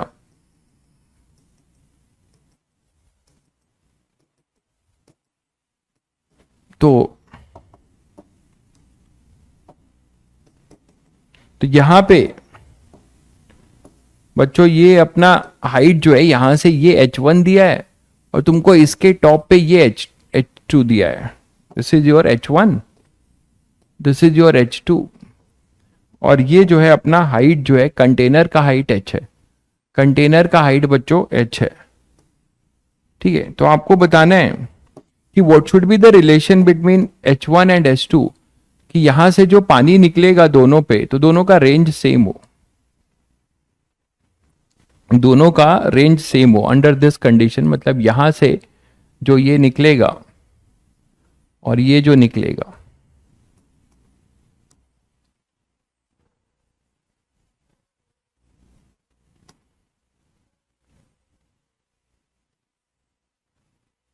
ठीक है, ये दोनों का रेंज सेम हो, दोनों का रेंज सेम हो, उसके लिए h1 h2 में क्या रिलेशन होगा, h1 plus h2 equal to h, एक बच्चा बता रहा है, आरुष बता रहे हैं h1 equal to h2 then range will be same, Keshu भाई बता रहे हैं। चलिए, तो बच्चों कुछ करना नहीं है, रेंज का फॉर्मूला आप सभी को पता ही है। तो रेंज देखिए, अगर इसके लिए R1, एक तरीके से इसका रेंज हम बोले R1 है और ये R2 है, दोनों सेम ही है, तो एक तरीके से R1 R2 सेम है, तो R1 क्या लिखोगे बच्चों? R1 लिखोगे 2 अंडर रूट, है ना, H माइनस H, यही तो लिखा था। देखिए रेंज का जनरलाइज रिजल्ट ये था, रेंज का ये जनरलाइज रिजल्ट, मतलब थोड़ा ये रिजल्ट याद रखने से आपको समय की बचत होगी और कुछ बात नहीं है, ठीक है। ये है तो 2 under root H minus H, यही था। तो अगर रेंज R1 की बात करो बच्चों, तो R1 क्या लिखोगे? 2H1, है ना, R1 equal to R2 equal to R ही है। तो 2 under root H minus H, तो capital H minus H1, R2 अपने पास होगा 2 अंडर रूट। ध्यान से देखिएगा, अभी मैंने आपको बताया था कि H जो हमेशा होता है वो ऑरिफिस सरफेस से ऑरिफिस का डेप्थ लेते हैं, तो वेलोसिटी ऑफ इफ्लक्स में H2 नहीं आएगा। वेलोसिटी ऑफ इफ्लक्स में मतलब यहां पे अगर ये V2 है देखो, और यहां पे V1 होगा, तो V1 और V2 में V1 तो अंडर रूट 2GH होगा, 2GH1, ठीक है, बट जो V2 होगा वो अंडर रूट 2GH2 मत लिख देना गलती से। V2 जो होगा वो अपना क्या होगा? Under root 2GH minus H2, H minus H2 होगा, समझ गए? तो एक तरीके से आप यहां पे वेलोसिटी ऑफ इफ्लक्स जब लिखते हो तो उसके according H1 into H minus H1 आप समझ गए होंगे, आई थिंक सभी लोग समझ गए होंगे, बोलो। तो यहां पे H2 है, तो ये वाली जो डेप्थ होगी वो हो जाएगी कैपिटल H माइनस H2। तो बच्चों जो आप H2 लिखोगे वहां लिखोगे कैपिटल H माइनस H2, मानते हो कि नहीं? और यहां पे क्या लिखोगे? H minus H2। शायद सबको समझ में आ गया होगा, ये लिखा जाएगा। तो अपने पास जो आएगा 2 under root H minus H2। हालांकि कोई अगर गलत भी लिखता है, अगर कोई गलत सोच के भी लिखता है तो उसका सही हो जाना है, मानते हो कि नहीं? उसका सही हो जाना है। कोई गलत भी लिख देता है इसको लेके तो सही हो जाएगा। तो यहां से R1 इक्वल टू R2 करें तो इसके नंबर ऑफ सॉल्यूशंस देखें जरा, तो क्या आएगा? H1 H minus H1 is equal to H minus H2 into H2।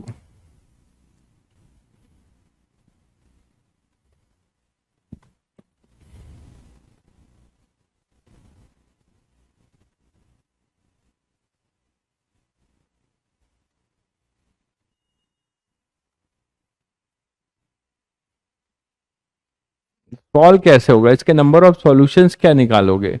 H1 H2 में हमें रिलेशन चाहिए था ना।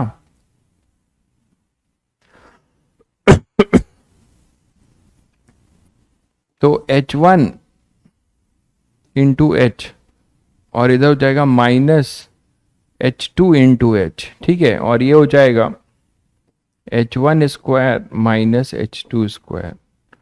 तो यहां से H1 minus H2H equal to, इसको लिख सकते हैं H1 minus H2 A square A plus B A minus B, H1 plus H2।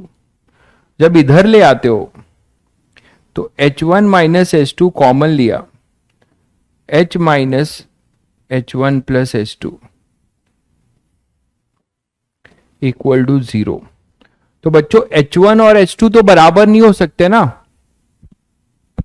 ठीक है। H1 क्वाड्रेटिक कहां बन रहा है? ये बन रहा है H1 is not equal to H2। अगर H1 H2 बराबर हो जाएंगे तो दो ऑरिफिस की बात ही कहां होगी? फिर तो एक ऑरिफिस हो जाएगा, तो हमारे डोमेन में ही नहीं है एक तरीके से। वो जो आप लोग बोलते हो ये डिस्कार्टेड होगा, ये नेवर जीरो, ये तो जीरो हो नहीं सकता। तो एक सिचुएशन ये हो सकता है कि ये जीरो हो, है ना? नहीं, उल्टा बोल रहा हूं, ये जीरो नहीं हो सकता, क्योंकि अगर ये जीरो हो गया, देखो H1 प्लस H2 H के बराबर हो गया, H1 और H2 H के बराबर हो गया, इसका मतलब क्या हुआ? कि एक बन जाएगा, मिड पॉइंट बन जाएगा, ठीक है। तो ये आपके पास नहीं हो सकता, ये नॉन जीरो होगा, नॉट इक्वल टू जीरो। ये पॉसिबल नहीं है कि H जो है H1 प्लस H2 के बराबर हो। तो कंडीशन हमने यही ली है कि दो ऑरिफिस लिया है, तो दो ऑरिफिस के लिए हम H1 नॉट इक्वल टू, ये नहीं हो सकता, तो ये बस एक बचता है, मतलब H1 इक्वल टू H2, मतलब जितना हम ऊपर से ऑरिफिस बनाए डेप्थ से भी उतना बनाए। ये रिजल्ट भी आप याद रख सकते हैं, इसमें ऑब्जेक्टिव क्वेश्चंस बनते हैं जो आप अगर रिजल्ट याद होगा तो डायरेक्ट टिक करेंगे। मतलब अगर हाइट ऑफ द ऑरिफिस, ठीक है, height of the orifice and depth of the orifice, दो ऑरिफिस हैं, दोनों का हाइट और डेप्थ अगर बराबर हो तो बच्चों उससे जो रेंज निकलेगी, है ना, वो सेम होगी, उससे जो रेंज निकलेगा वो सेम होगा। ये क्लियर है सभी को?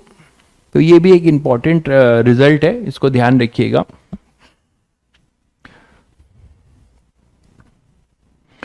नेक्स्ट अगर बात करें कि अगर मान लीजिए लिक्विड हमारी होमोजीनियस ना हो, लिक्विड हमारी होमोजीनियस ना हो, दो या दो से अधिक इमिसिबल लिक्विड हो, उसमें बर्नौली कैसे यूज करेंगे? बर्नौली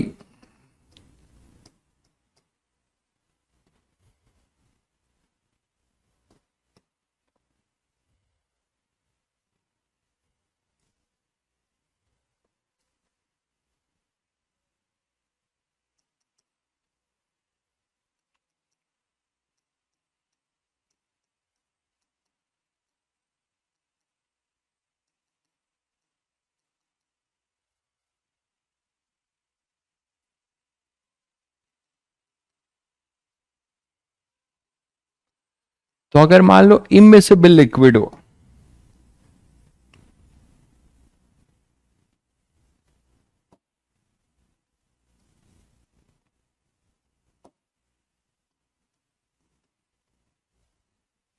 इमिसिबल तो समझते हो, मिक्स ना हो, इमिसिबल लिक्विड हो, तो उस केस में बर्नौली कैसे यूज करेंगे? ठीक है, जैसे कि एक केस लेते हैं, है ना, एक केस लेते हैं हम लोग,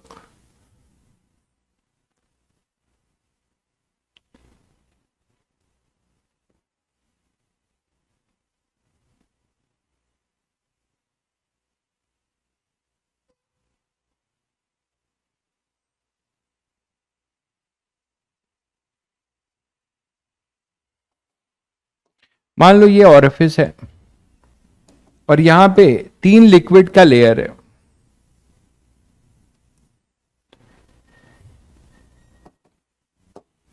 आपने यहां पे एक लिक्विड लिया है ऐसा, एक लिक्विड लिया है ऐसा, इमिसिबल है, और एक लिया है ऐसा,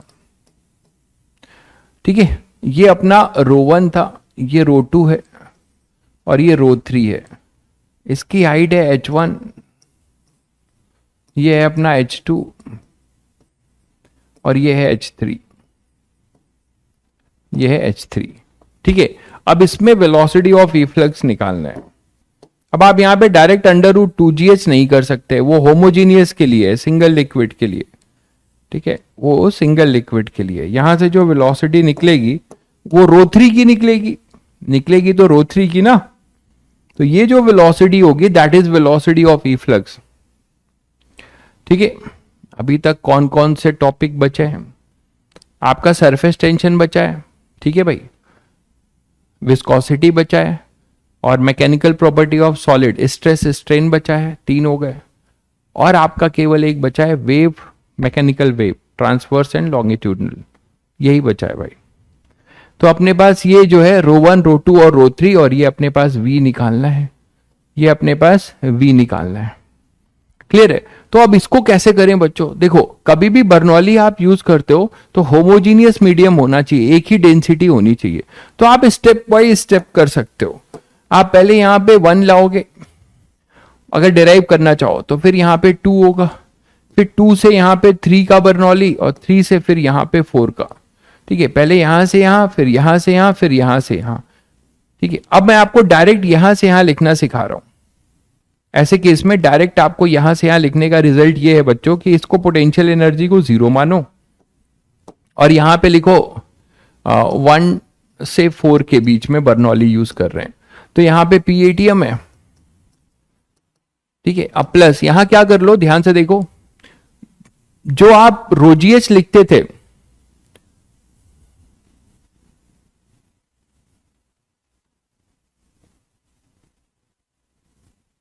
ठीक है, रोजीएच लिखते थे, तो रो 1 GH1, रो 2 GH2 और रो 3 GH3, तो रोजीएच के जगह पे आप जो भी डेंसिटी की लिक्विड हो और जितनी हाइट की, उसका रोजीएच लिखते जाओ। तो PATM प्लस रो 1 GH1 प्लस रो 2 GH2। मैं आपको डायरेक्ट जिस्ट बता रहा हूं, ये डेराइव नहीं कर रहा हूं, मैं डायरेक्ट आपको इसका जिस्ट बता रहा हूं। डेरिवेशन का तरीका है, यहां से यहां, यहां से यहां V1 V2 कंटिन्यूटी भी लगाते जाएंगे, तो डायरेक्ट मैं आपको बता रहा हूं। रो 1 GH1 रो 2 GH2, ठीक है, और प्लस रो 3 GH3। तो ये बच्चों पूरी पोटेंशियल रोजीएच के जगह पे आप ये लिख देना, ठीक है। अब प्लस ध्यान से देखो जरा, प्लस यहां तक क्लियर है सभी को? अब इधर आ जाओ। आप बोलो सर इधर की वेलोसिटी क्या नहीं लिखोगे?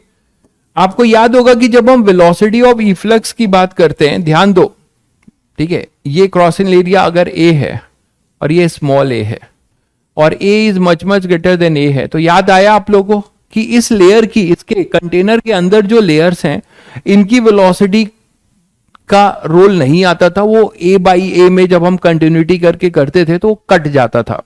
तो आपको क्या करना है, कंटेनर के अंदर केवल ये दो एक्सप्रेशन लिखना है, यहां PATM, इधर रो 1 GH1 रो 2 GH2 रो 3 GH3, ठीक है। इसके यहां पे इस कंटेनर के अंदर जो लेयर्स की वेलोसिटी है उस पर ध्यान नहीं देना है। फिर आप यहां पे आएंगे, यहां जिस डेंसिटी की लिक्विड निकल रही होगी उसकी केवल kinetic energy half rho V², कहां लिखेंगे, दूसरे साइड, यहां पे 4 के लिए। तो 4 के लिए बच्चों आपको लिखना होगा, 4 के लिए प्रेशर कितना है, PATM ही है, और प्लस जिस डेंसिटी की लिक्विड निकल रही है हाफ रो 3 × V²। तो ये डायरेक्ट आप यहां से क्या निकाल सकते हो, वेलोसिटी ऑफ इफ्लक्स, ठीक है। ये डायरेक्ट मैंने आपको रिजल्ट बताया, ऐसे आप N के लिए कर सकते हैं। तो आपको कंटेनर के अंदर केवल लिखना है यहां का प्रेशर और रो जितने भी लेयर्स होंगे। इस साइड क्या लिखना है, इस साइड आपको kinetic energy half rho V², जिस डेंसिटी की लिक्विड निकलेगी उसकी, और प्लस यहां का प्रेशर, ठीक है। इनके बीच की ये लेयर्स की वेलोसिटी नहीं लिखनी है, क्योंकि कंटिन्यूटी में, कंटिन्यूटी जब आप करते थे तो ये वाली वेलोसिटी को आप हटाओगे और फिर ये इस वेलोसिटी के साथ कुछ माइनस में होगी, फिर वो 0 हो जाती थी, ठीक है, दैट्स वाई, इसीलिए। तो आप ये रिजल्ट ऐसे याद रखेंगे तो आपका समय बहुत बचेगा। तो यहां पे आ जाएगा बच्चों V = 2G। एक काम करता हूं, 2G लिख लू, 2, हाँ 2G बाहर ले लेता हूं, रो 1 H1 प्लस रो 2 H2 प्लस रो 3 H3 अपॉन में, ये वाला नीचे आ जाएगा, अपॉन में रो 3 ये अंडर रो। तो ये जनरलाइज हो जाएगा for non homogeneous immiscible liquids अगर रहेंगे, तो आपको बर्नौली से इफ्लक्स निकालना होगा, तो आप ऐसे निकाल सकते हो।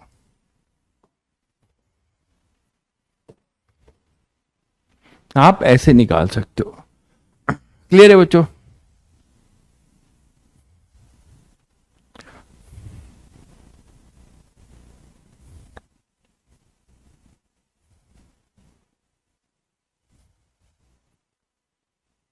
क्लियर है? चलिए, इसी में एक वेरिएशन और पूछा जाता है, वो रिजल्ट भी आपको अच्छा खासा याद रहे तो आपका टाइम बचेगा। Time to empty the tank. मान लो मुझे टैंक खाली ही करना है, तो ऑरिफिस बॉटम पे बनाऊंगा,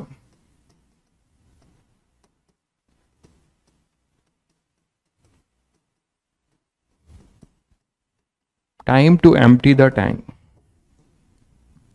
तो अगर टैंक को खाली करना है बच्चों पूरा, तो मुझे ऑरिफिस जो बनाना पड़ेगा वो बॉटम पे बनाना पड़ेगा, मानते हो?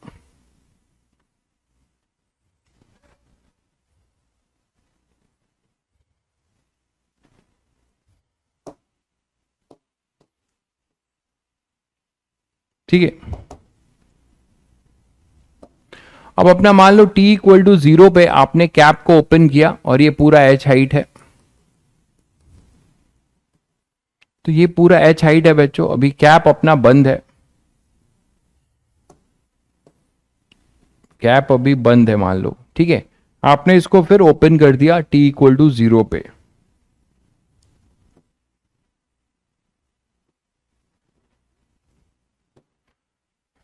आपने इसको t इक्वल टू 0 पे ओपन कर दिया।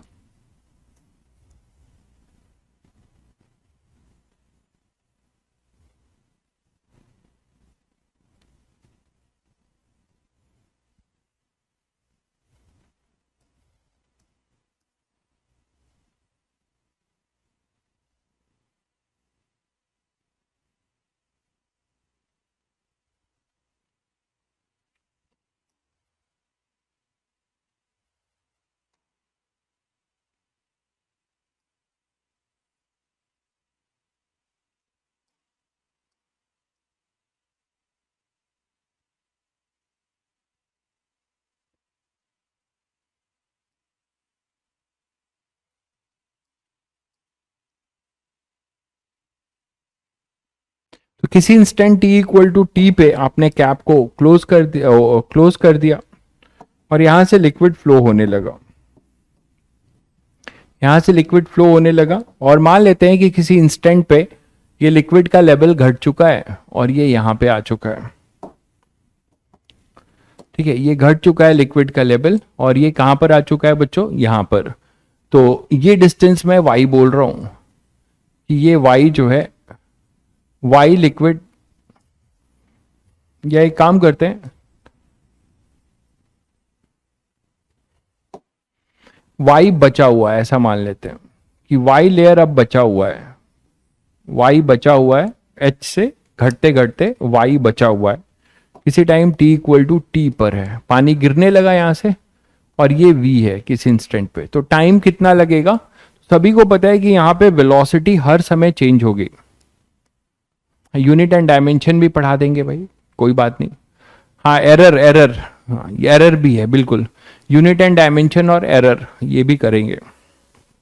तो यहां पे अपने पास जो वेलोसिटी है, यहां पे जो वेलोसिटी है बच्चों किसी इंस्टेंट पे,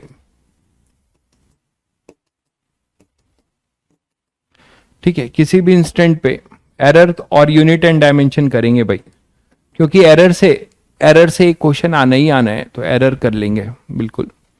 तो यहां पे अपने पास बच्चों वेलोसिटी क्या हो जाएगा इस इंस्टेंट पे, तो किसी इंस्टेंट पे at t equal to t, और एफएसी लेके चल रहे हैं, मतलब इसका क्रॉसिंग एरिया इससे बहुत ही बड़ा है कंटेनर का। v is equal to under root 2g y, ये तो लिख सकते हैं बच्चों, v is equal to under root 2g y, ये लिख सकते हो। यहां तक क्लियर है क्या? हाँ एरर में ही आ जाएगा भाई, स्क्रू गेज वर्नियर एरर में ही जोड़ के पढ़ा देंगे, है ना, क्योंकि उसमें एरर के ही क्वेश्चन ज्यादा बनते हैं, तो स्क्रू गेज वर्नियर एरर में ही कर लेंगे। तो यहां पे अपने पास हो जाएगा अंडर रूट 2gh। बट मैं थोड़ा सा एक बात ये कहना चाहता हूं कि जो लेयर है, देखिएगा कि जो टैंक का खाली होना है बच्चों, टैंक का जो खाली होना है वो किस पे डिपेंड करेगा? आप लोग कमेंट करके बताइए कि टैंक का खाली होना किस पे डिपेंड करेगा? टैंक का खाली होना किस पे डिपेंड करेगा?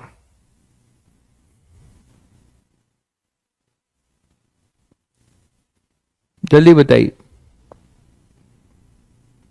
आप फंक्शन बनाना चाहोगे ना, टाइम का फंक्शन है, तो v को क्या लिख सकते हैं ये सोचो, v को क्या लिख सकते हैं ये सोचो।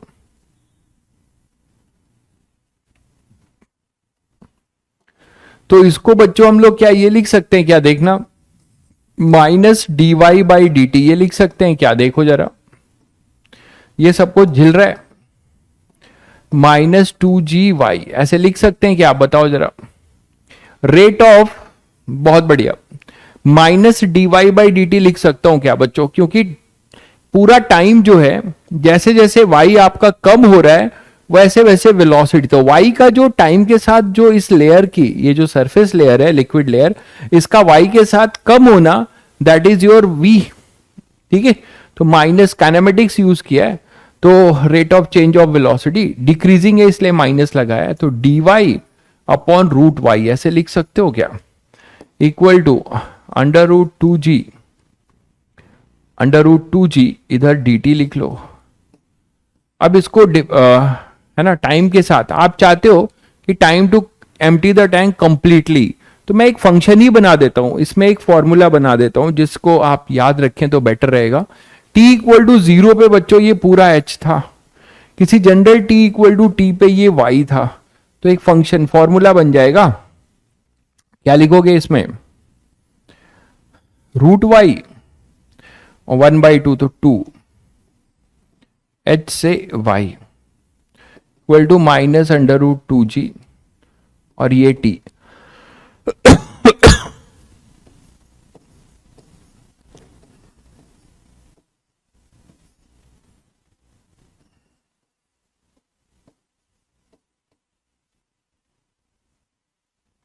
माइनस एडजस्ट कर लो और 2 को इधर भेज दो, तो अपने पास आ जाएगा 2, इसको इधर ले आओगे तो √2 से √2 कैंसिल होगा, तो अंडर रूट 2/g, और इसमें माइनस एडजस्ट किया तो √h minus √y equal to t, ये होगा बच्चों। तो आप जनरल टी के लिए time to empty the tank कुछ भी पूछे, या तो फंक्शन बना लो या फिर ये फॉर्मूला जिसको याद करना है वो याद कर सकता है, नहीं तो फंक्शन बना लो। फंक्शन बनाना कोई बड़ी बात नहीं है आपके लिए, ठीक है। तो this is time to empty the tank, time to empty the tank, जिसमें एक चीज का ध्यान रहे, जहां गलती, देखिए फॉर्मूला अगर आप याद रखते हैं तो आपको बहुत ज्यादा सावधानी बरतनी पड़ती है, इसीलिए मैं फॉर्मूले याद रखने की बात नहीं करता हूं। बिल्कुल, अगर कंप्लीटली टैंक अगर एम्प्टी करना है, time to empty the tank completely, तो वाई को हम क्या करेंगे बच्चों, 0 कर देंगे, तो वो अपने पास आएगा अंडर रूट 2h/g, वही time of flight under gravity वाली बात हो जाएगी, ठीक है। तो अंडर रूट 2h/g आ जाएगा, चेक कर लीजिए सब लोग, ठीक है। तो ये जनरल है, जिसमें y के बारे में ध्यान रखिएगा, y जो है ऑरिफिस से लिक्विड सरफेस, y के बारे में अगर फॉर्मूला याद रखते हैं तो ये ध्यान रखिएगा कि y जो है distance between orifice and liquid surface है, ऊपर से नहीं है।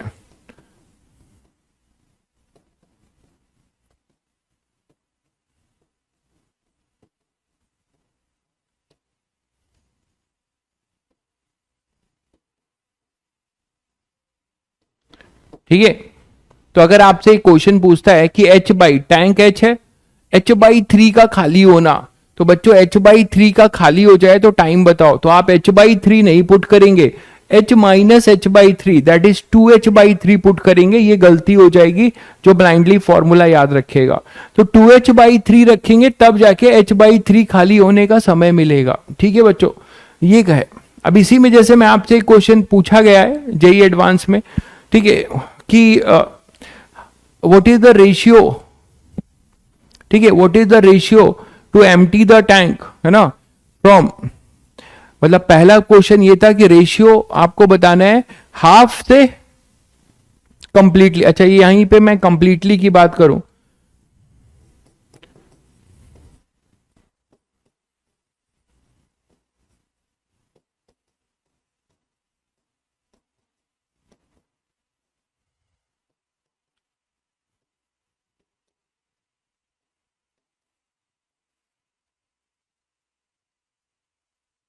तो y आप यहां पर 0 कर देंगे, तो वहां पे जो t आएगा वो यही आएगा अंडर रूट 2h/g, देख लीजिए, है ना, अंडर रूट 2h/g आ जाएगा।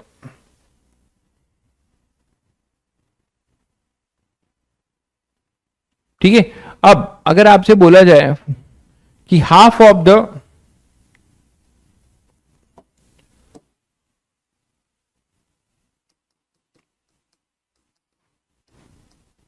रेशियो ऑफ टाइम टेकन,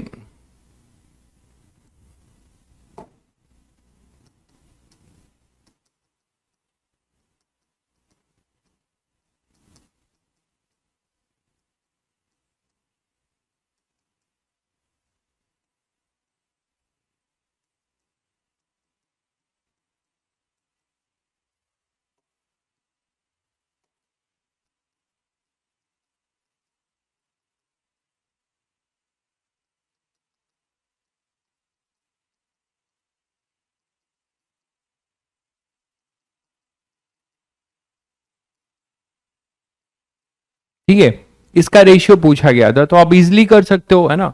तो जैसे हाफ के लिए क्या हो जाएगा, for half of the time,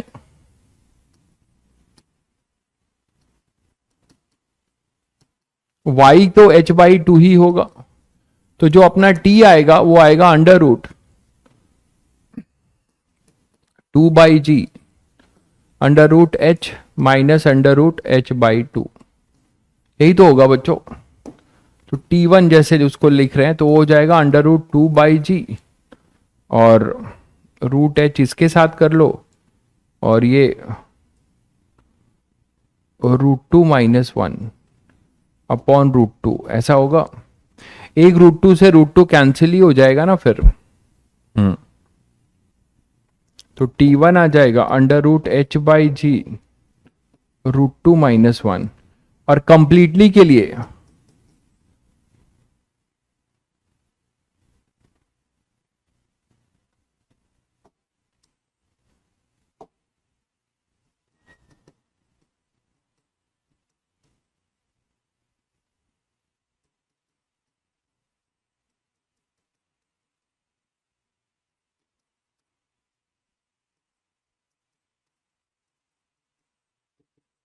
completely के लिए बच्चों वो t2 मान लो, वो अभी अभी निकाला हम लोगों ने, कितना था, वही था √2h/g, तो ये था अपने पास 2h/g, दोनों का रेशियो पूछ रहा है, तो t1/t2 ये पूछा गया था, तो h/g अगर कैंसिल करते हो तो √2 - 1/√2, देखना जरा ये आ रहा है क्या, चेक करना जरा।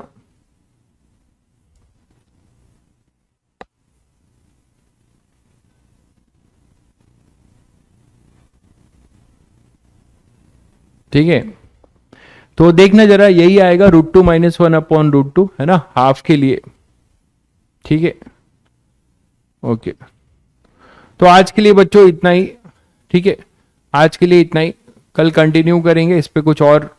देखो मेरा इस पे तो अगर बात किया जाए तो इस पे मैं अभी 3-4 लेक्चर और मैं लेता हूं, जिसमें एडवांस के काफी इधर उधर के क्वेश्चंस कराता हूं, बट मैं आपको वो बर्डन देना नहीं चाहता अभी। जब हम एडवांस की प्रैक्टिस करेंगे उस पे आ जाएंगे। ठीक है, तो ये आपका आज के लिए इतना ही, कल करेंगे सरफेस टेंशन, और थोड़ा कुछ क्वेश्चन और मुझे लगेगा जो कॉन्सेप्ट बिल्डिंग है वो करा दूंगा, नहीं तो इतना काफी। आप PYQs के पे जा सकते हो। ठीक है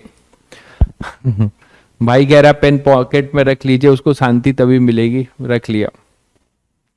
हाँ ठीक है, एडवांस लेवल पे अभी नहीं जा रहा हूं, मतलब एडवांस ही है ये सब, एडवांस में आए हुए क्वेश्चन है, बट एक जो और एक्स्ट्रा जो करते थे उस पे हम आएंगे जब प्रैक्टिस करेंगे एडवांस के तब। ठीक है, ठीक है बच्चों, कल कंटिन्यू करते हैं। मोहित भाई जो है बहुत अजीब इस उसकी शायरी लिख रहे हैं, भयानक टाइप की शायरी लिख रहे हैं।